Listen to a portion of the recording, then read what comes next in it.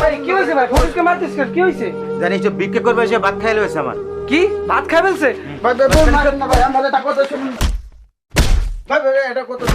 ভাই দাঁড়ান দাঁড়ান, লোক কি কয় শুনিনি, দাঁড়ান একটু দাঁড়ান দাঁড়ান দাঁড়ান।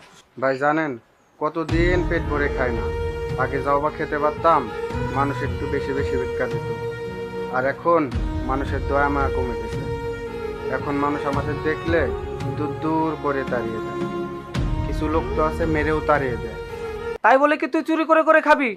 তোর খেতে মন চাইলে তুই চেয়ে খাবি, আর তোর কি কেউ নাই, তুই ভিক্ষা করিস কেন?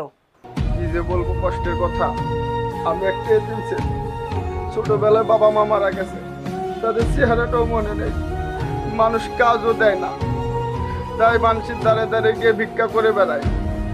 এইসব কথা বলে আর কি লাভ, সামান্য করে ভাত খেয়ে ফেলেছি তার জন্য এইভাবে ধরে মারলেন। আমাদের এতিমদের দুঃখ বোঝার মতো কেউ নাই।